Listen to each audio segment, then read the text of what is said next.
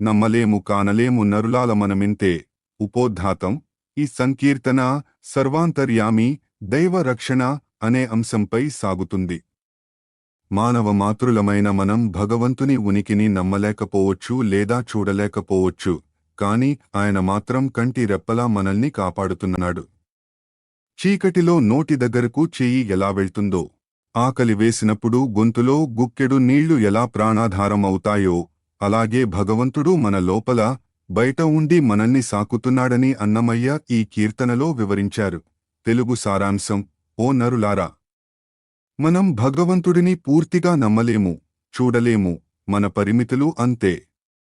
కాని మనల్ని పాలించేవాడు మాత్రం ఆ సర్వేశ్వరుడే. కంటికి రెప్ప ఎలా రక్షణగా ఉంటుందో, శరీరానికి ప్రాణం ఎలా ఆధారమో, అలాగే ఆయన అంతరాత్మ అయి మనల్ని కాపాడుతున్నాడు. చీకటిలో కూడా మన చెయ్యి నోటిని ఎలా వెతుక్కుంటుందో, ఆకలిని నీరు ఎలా తీరుస్తుందో, అలానే ఆయన బయట లోపల ఉండి మనల్ని పెంచుతున్నాడు. చివరకు అడిగిన వారికి భోగమోక్షాలను ప్రసాదించే సమవర్తి ఆ శ్రీవేంకటాద్రి సర్వేశ్వరుడే. English summary.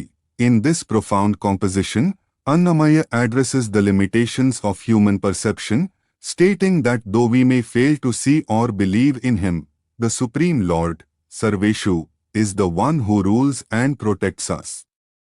He uses simple, powerful analogies, just as an eyelid protects the eye and the life force sustains the body. God remains within us as the soul, Antaratma. Like a hand finding the mouth even in darkness, God nurtures all beings from within and without.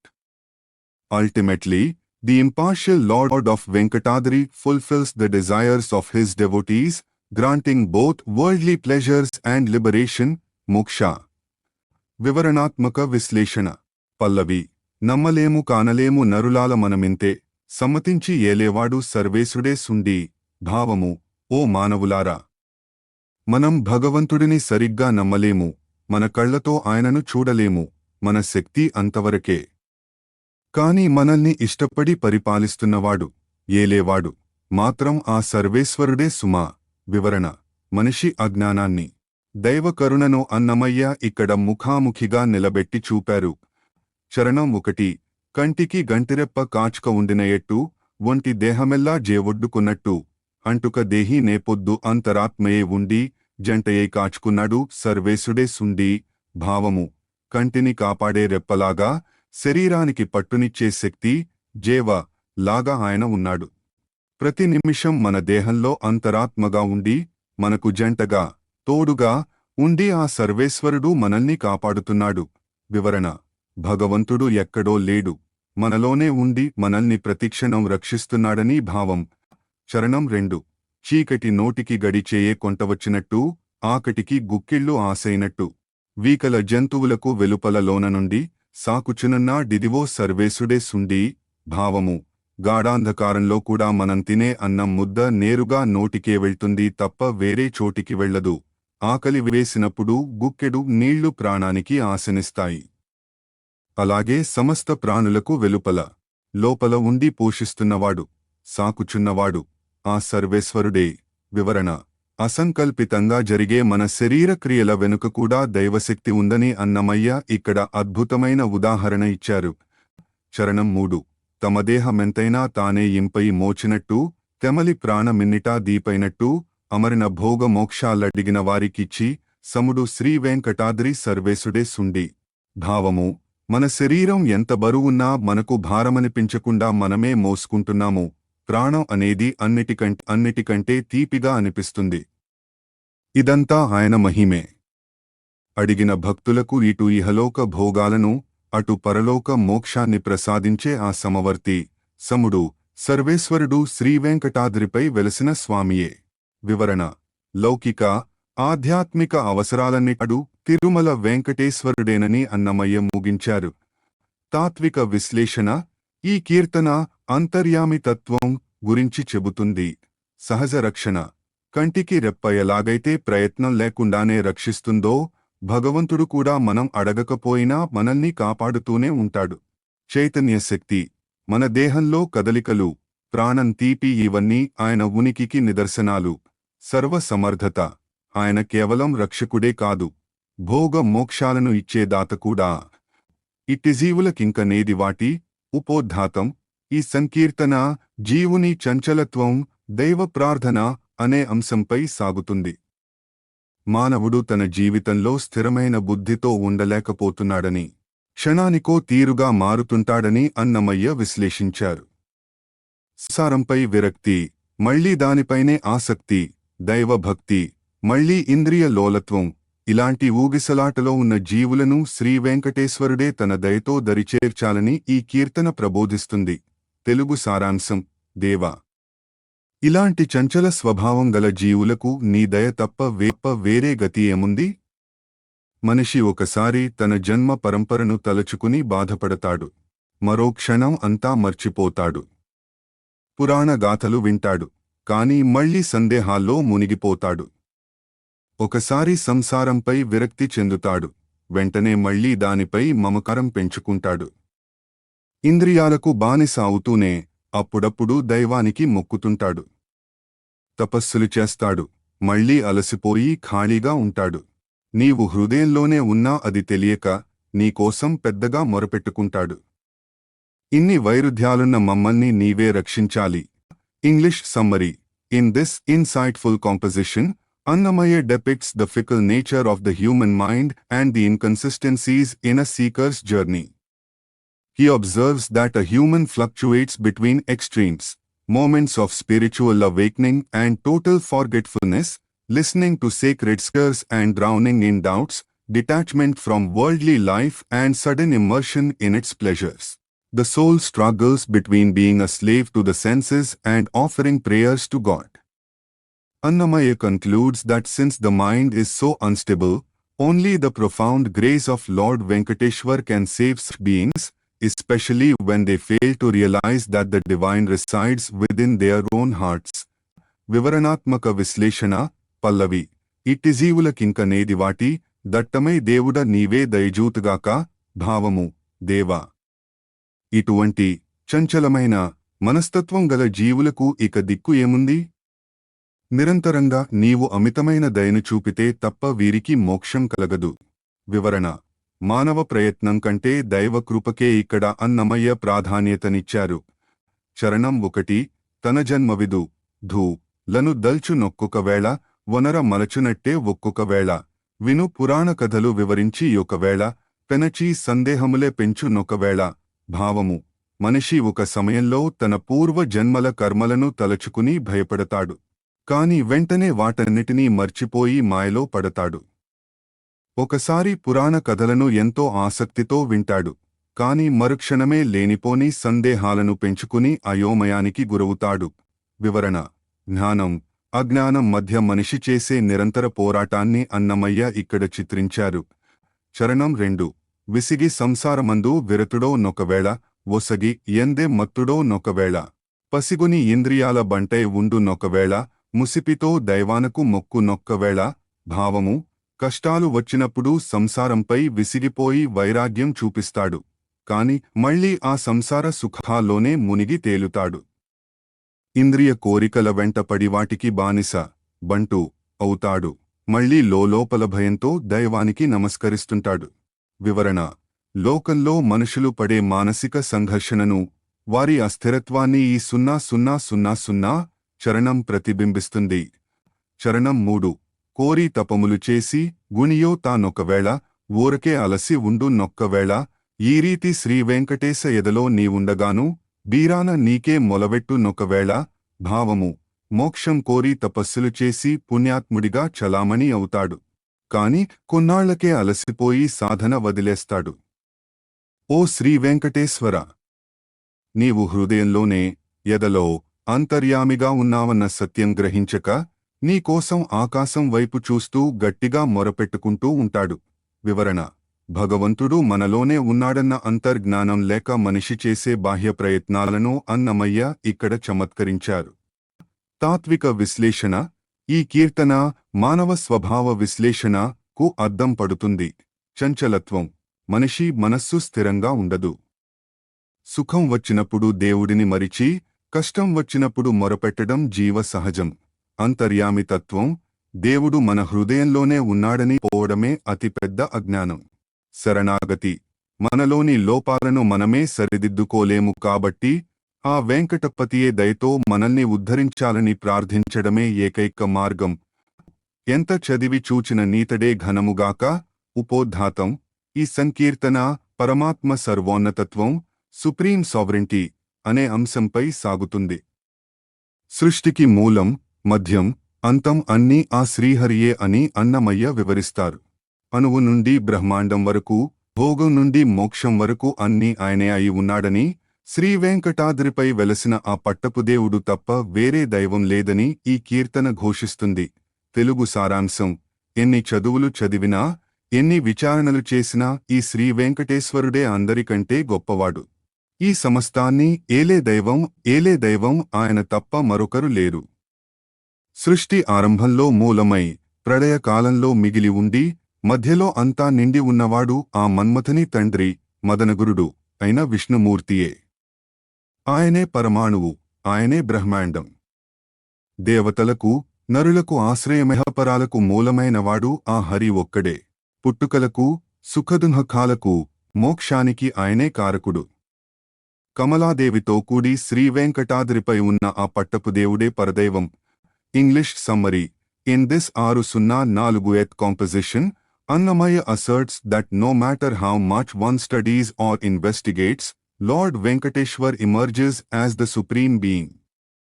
He is the beginning, the middle, and the end of the universe. Annamaya describes him as the primal cause, Moolam, the one who remains after the deluge, Pralyam, and the one who pervades everything in between. From the smallest atom to the vast cosmos, from earthly pleasures to ultimate liberation, he is the source of everything. The poet concludes that there is no god other than the sovereign Lord of Venkatadri, who resides with goddess Lakshmi. వివరణాత్మక విశ్లేషణ. పల్లవి. ఎంత చదివి చూచిన నీతడే ఘనముగాక. ఇంతయు నేలేటి దైవమిక వేరే కలరా. భావము. ఎంతటి విజ్ఞానాన్ని సముపార్జించి పరిశీలించినా ఈ స్వామియే అందరికంటే గొప్పవాడు, ఘనము. ఈ అనంత విశ్వాన్ని పరిపాలించే దైవం ఆయన తప్ప మరొకరు ఎక్కడైనా ఉన్నారా? లేరని భావం. వివరణ. శాస్త్ర పాండిత్యం కంటే దైవ సత్యం గొప్పదని అన్నమయ్య ఇక్కడ స్పష్టం చేశారు. చరణం 1. మొదల జగములకు మూలమైనవాడు, తుద బ్రళయమునాడు తోచేవాడు, కదిసి నడుమ నిండి కలిగి ఉండెడివాడు, మదనగురుడే కాక మది వేరే కలరా. భావము. సృష్టి ఆరంభంలో ఈ జగత్తులన్నిటికీ మూలకారణం ఆయనే. ప్రళయకాలంలో అన్నీ నశించినా తాను మాత్రం నిలిచి ఉండేవారు ఆయనే. మధ్యకాలంలో సర్వత్రా నిండి ఉండి రక్షించేవాడు ఆయనే. అట్టి మదనగురుడు, మన్మథుని తండ్రి అయిన విష్ణువు తప్ప వేరే దైవం ఉన్నాడా? వివరణ. కాలత్రయంలో ఆది, మధ్య, అంతం భగవంతుని ఉనికిని ఇక్కడ వివరించారు. చరణం 2. పరమాణువైనవాడు, బ్రహ్మాండమైనవాడు, సురలకు నరులకు జోటైనవాడు, పరమైనవాడు, ప్రపంచమైనవాడు హరియొక్కడే కాక అవ్వలను గలరా. భావము. ఆయన అత్యంత సూక్ష్మమైన అణువు, ఆయనే అత్యంత విశాలమైన బ్రహ్మాండం. దేవతలకు, సురలకు, మనుష్యులకు, నరులకు నివాసస్థానమైనవాడు ఆయనే.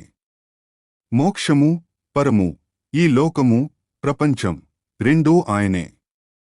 అట్టి హరి ఒక్కడే సత్యం, ఆయనను మించినవారు ఇక ఎవరూ లేరు. వివరణ. సూక్ష్మ, స్థూల రూపాలలో భగవంతుడు నిండి ఉన్నాడనే విశ్వరూప తత్వాన్ని ఇక్కడ చూడవచ్చు. చరణం 3. పుట్టుగులైనవాడు, భోగమోక్షాలైనవాడు, ఎట్టనెదరలోనను ఇన్నిటివాడు. గట్టిగా శ్రీవేంకటాద్రి కమలాదేవితోడి, పట్టపుదేవుడే కాక పరుల్లిక గలరా. భావము. జన్మలకు కారకుడు ఆయనే, భోగాలను మరియు మోక్షాన్ని ఇచ్చేవాడు ఆయనే. మన కళ్ళెదుటి బాహ్య ప్రపంచంలోనూ, మన హృదయంలోనూ అంతర్యామిగా ఉన్నాడు. నిశ్చయంగా శ్రీవేంకటాద్రిపై మహాలక్ష్మితో కలిసి ఉన్న ఆ పట్టపుదేవుడే పరమాత్మ. ఆయనను మించినవారు లేరు. వివరణ. ఇహలోక సుఖాలను, పరలోక మోక్షాన్ని ఇచ్చే ఏకైక ప్రభువు శ్రీ వెంకటేశ్వరుడని అన్నమయ్య పరమార్థం చెప్పారు. తాత్విక విశ్లేషణ. ఈ కీర్తన సర్వేశ్వర తత్వం ను ప్రతిపాదిస్తుంది. ఏకేశ్వరోపాసన. దైవం ఒక్కడే, ఆయనే హరి అని అన్నమయ్య బలంగా చెప్పారు. అంతర్యామి బహిర్యామి, దేవుడు మన లోపల, బయట, అణువులో, బ్రహ్మాండంలో అంతటా ఉన్నాడని వివరించారు. పరిపూర్ణత, సృష్టికి సంబంధించిన ప్రతి దశలోనూ భగవంతుని ప్రాముఖ్యతను గుర్తుచేస్తూ ఆయనపై సంపూర్ణ విశ్వాసాన్ని ప్రకటించారు. B2S 9965 భోగ సహాయిలే పొరుగెల్లా ఉపోద్ఘాతం. ఈ సంకీర్తన వైరాగ్యం, వ్యక్తిగత మోక్షం అనే అంశంపై సాగుతుంది.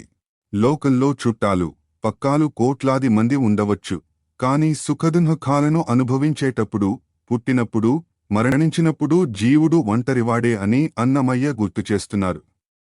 సంసారమనే లంపటంలో అందరూ ఉన్నా శ్రీవేంకటేశ్వరుని శరణు వేడి మోక్షం పొందాల్సింది మాత్రం తానొక్కడినే అనే సత్యాన్ని ఈ కీర్తన బోధిస్తుంది. తెలుగు సారాంశం: ఈ లోకంలో చుట్టూ ఉన్నవారంతా కేవలం సుఖాలను పంచుకోవడానికే కనిపిస్తారు. శాస్త్రాలు, పురాణాలు అనంతంగా ఉన్నాయి.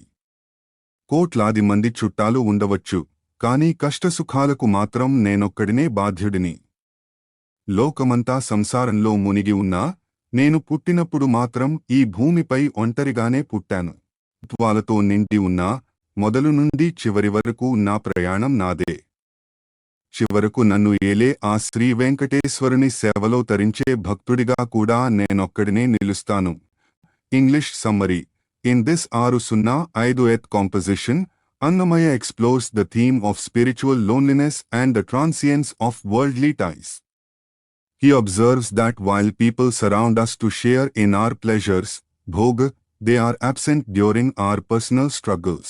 Despite having millions of kinsmen, an individual is alone in facing the consequences of their karma, kalimilimi. He reflects that one is born alone and must navigate the complexities of life individually. Ultimately, Annamaya emphasizes that the relationship with Lord Venkateshwar is the only true and personal bond that leads to salvation, standing apart from the bustling, distracted world. Vivaranatmaka Visleshana, Pallavi. Bhoga Sahayile Porugella, Agamavidu, Dhu, Lunu Nanantamulu, Bhavamu. మన చుట్టూ ఉన్నవారంతా పొరుగువారు, కేవలం మన వైభవాన్ని, సుఖాలను అనుభవించడానికి తోడుండేవారే భోగ సహాయులు.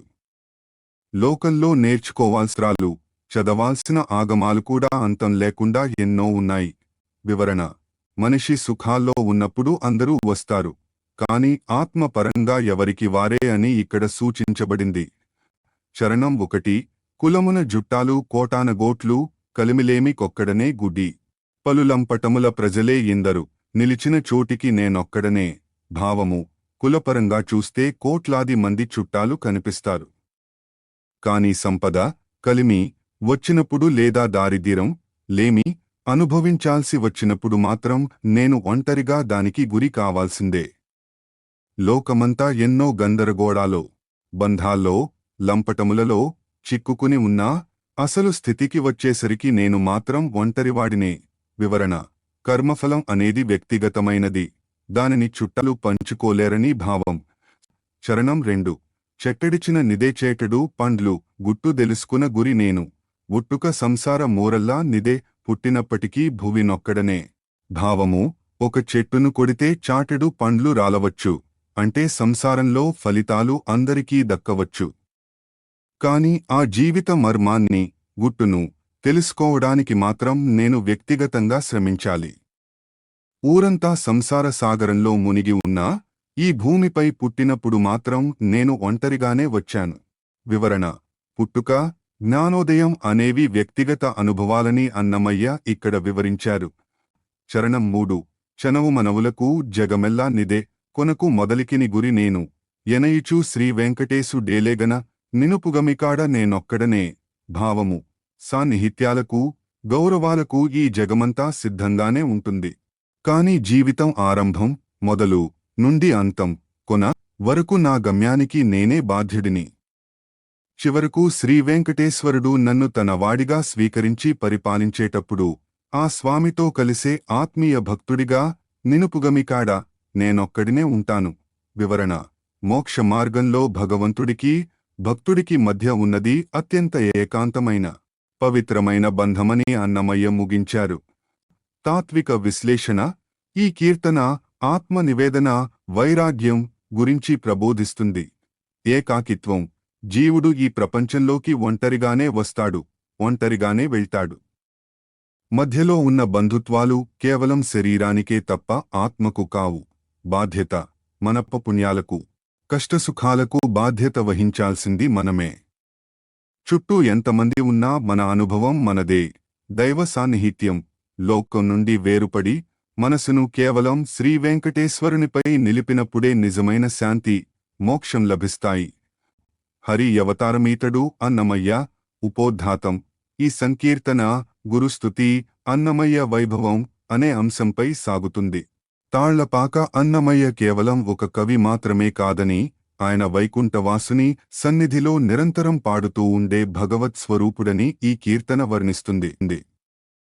భూలోకంలో సంసార లీలలను పాడుతూనే పరమార్థంలో శ్రీవెంకటేశ్వరుని పాదాల చెంత నిత్యుడై ఉండే అన్నమయ్యను ఇక్కడ కీర్తించారు. తెలుగు సారాంశం: ఈ అన్నమయ్య సాక్షాత్తు శ్రీహరి అవతారమే. మనందరినీ తరింపజేసే గురువు ఈయనే. వైకుంఠంలో స్ఫుట మధురంగా గానం చేసేవాడు. ఆకాశంలోని విష్ణుపాదం, ధ్రువ నక్షత్రం లేదా పవిత్ర స్థానం వద్ద నిత్యం నిలిచి ఉండేవారు ఈ అన్నమయ్యే. క్షీరసముద్రంలో శేషతల్పంపై ఉన్న స్వామిని సేవిస్తూ సూర్యమండల తేజస్సులో ధీరుడై వెలిగిపోతుంటారు. ఇక్కడ భూమిపై లక్ష్మీపతి లీలను పాడుతున్నా ఆయన మనస్సు మాత్రం ఎప్పుడూ శ్రీవెంకటేశ్వరుని పాదాల వద్దే లగ్నమై ఉంటుంది.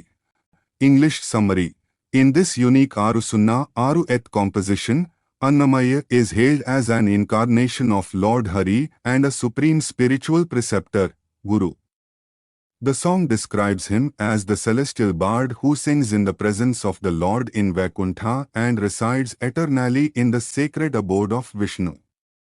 It portrays him as a steadfast devotee who serves the Lord of the ocean of milk and shines with the radiance of the solar orb. While he appears to engage in the worldly place, Samsara Leela, by singing about the Lord and Goddess Lakshmi, his soul remains forever surrendered at the lotus feet of Lord Venkateshwar. Vivaranatmaka Visleshana, Pallavi: Hari Avataramitaду Annamaya, Araya Ma Guruditadannamaya, Bhavamu: ఈ తాళ్లపాక అన్నమయ్య సాక్షాత్తు శ్రీహరి యొక్క అవతారము. నిశితంగా పరిశీలిస్తే అరయ్య, ఈయనే మనందరినీ నడిపించే సద్గురువు. వివరణ: అన్నమయ్యను కేవలం మానవ మాతృడిగా కాకుండా భగవంతుని నందక ఖడ్గాంశగా, సంప్రదాయ విశ్వాసం ఇక్కడ గౌరవించారు. చరణం 1: వైకుంఠనాథుని వద్ద వడి బాడుచున్నవాడు, ఆకరమై తాళ్లపాక అన్నమయ్య, ఆకాశపు విష్ణుపాదమందు నిత్యమై ఉన్నవాడు, ఆకడీకడ తాళ్లపాక అన్నమయ్య. భావము: వైకుంఠనాథుని సన్నిధిలో అత్యంత వేగంగా, మధురంగా వడి పాడుతూ అలరించేవాడు ఈ అన్నమయ్య. సమస్త సంకీర్తనలకు నెలవైనవాడు. ఆకరమై ఆకాశంలో విష్ణుపదంగా పిలువబడే పవిత్ర స్థానంలో నిత్య నివాసిగా ఉండేవారు ఈయనే. వివరణ: అన్నమయ్య గానం కేవలం భూలోకానికి పరిమితం కాదని, అది వైకుంఠంలోనూ ప్రతిధ్వనిస్తుందని భావం. చరణం 2: క్షీరాబ్దిసాయి నిట్టే సేవింపుచునున్నవాడు, ఆరితేరి తాళ్లపాక అన్నమయ్య, ధీరుడై సూర్యమండల తేజము వద్ద నున్నవాడు, ఆ రీతుల తాళ్లపాక అన్నమయ్య. భావము: క్షీర సముద్రంలో పవళించిన స్వామిని నిరంతరం సేవిస్తూ భక్తిలో ఆరితేరినవాడు ఈ అన్నమయ్య. సూర్యమండలంలో వెలిగే పరమాత్మ తేజస్సు వద్ద ధీరత్వంతో నిలిచి ఉండే మహానుభావుడు ఈయనే. వివరణ: యోగ మార్గంలో మరియు భక్తి మార్గంలో అన్నమయ్య అత్యున్నత స్థితిని ఇక్కడ వర్ణించారు. చరణం 3: ఈవల సంసారలీల ఇందిరేసుతోనున్నవాడు, ఆవటించి తాళ్లపాక అన్నమయ్య, భావింప శ్రీవెంకటేశు పాదములందె ఉన్నవాడు, ఆవభావమై తాళ్లపాక అన్నమయ్య. భావము: ఈ భూలోకంలో సంసార లీలలను, లక్ష్మీ సమేతుడైన స్వామి వైభవాన్ని పాడుతూ మన మధ్య ఉన్నట్లు కనిపిస్తారు.